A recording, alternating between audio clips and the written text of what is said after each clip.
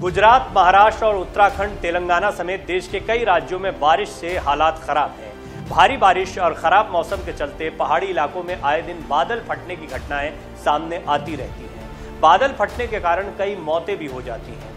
भारत में बादल फटने की घटनाओं के पीछे तेलंगाना के मुख्यमंत्री चंद्रशेखर राव ने विदेशी ताकतों की साजिश बताया है, जिसके बाद भारत में नई बहस छिड़ गई है। सोशल मीडिया में एक तबका इसका मजाक उड़ा रहा है, तो वहीं एक तबका ऐसा भी है जो इसे गंभीर मानकर इस पर चर्चा कर रहा है।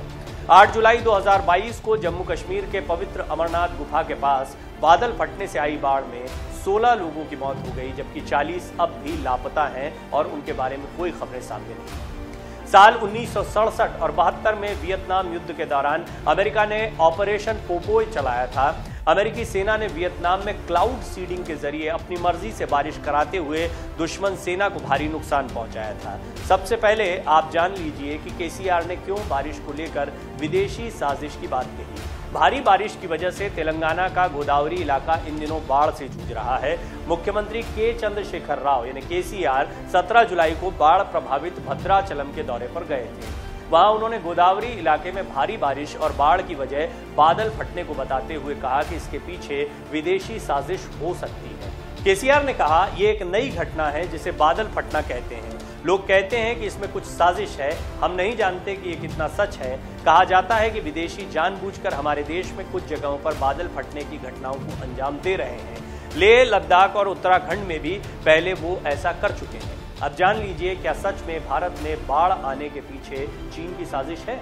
1970 से 2016 यानी इन 46 सालों में देश में बादल फटने की 30 से ज्यादा घटनाएं हो चुकी हैं।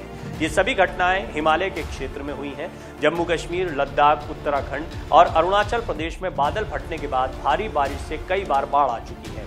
2013 में उत्तराखंड में बादल फटने के कारण अचानक आई बाढ़ से केदारनाथ में आपदा आई थी, जिसके बारे में सभी जानते हैं। इस दौरान 5000 से ज्यादा लोगों की जान चली गई थी। वहीं असम में हर साल बारिश और बाढ़ से सैकड़ों लोगों की मौत हो जाती है।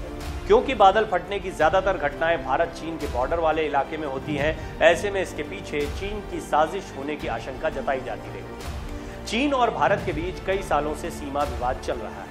चीनी सेना समय समय पर बॉर्डर पर उकसाने वाली कार्रवाई करती रहती है।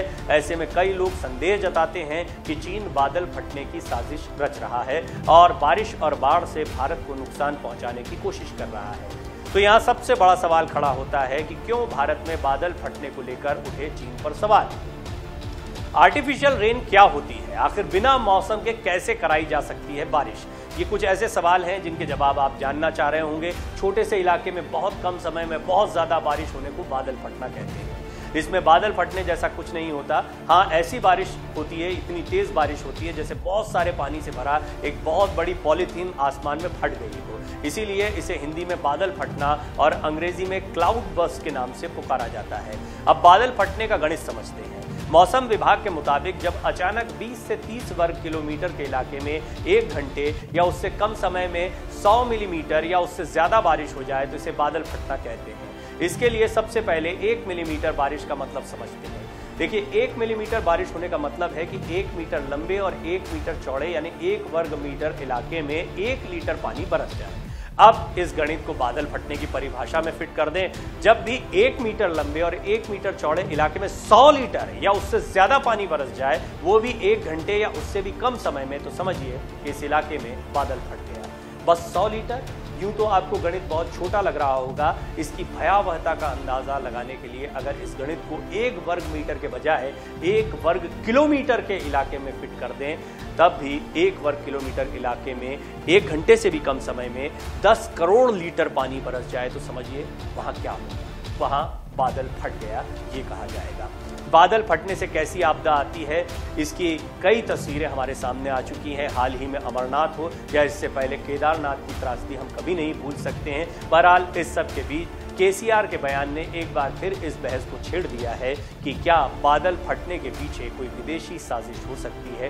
खास तौर पर चीन पर कई बार सवाल उठते रहे हैं कि वो कई किस्म के तकनीकी हमलों के लिए तैयारियां करता रहता है और इसमें क्लाउड सीडिंग करना या बेमौसम बरसात करवा देना, ये कुछ इस तरह की तकनीक है जिसका प्रयोग पहले किया जा चुका है। ऐसे में इन चीज़ों से इनकार भी नहीं किया जाता है। बहरहाल ये सिर्फ कयास है, ये सिर्फ आशंका है, लेकिन इसे सोशल मीडिया पे कई लोग बेहद गंभीर मान रहे हैं। अगर आप ये वीडियो YouTube पर देख रहे हैं तो हमारे चैनल को सब्सक्राइब करें और बेल आइकन को दबाना ना भूलें। अगर आप Facebook पर ये वीडियो देख रहे हैं तो हमारे पेज को लाइक करें।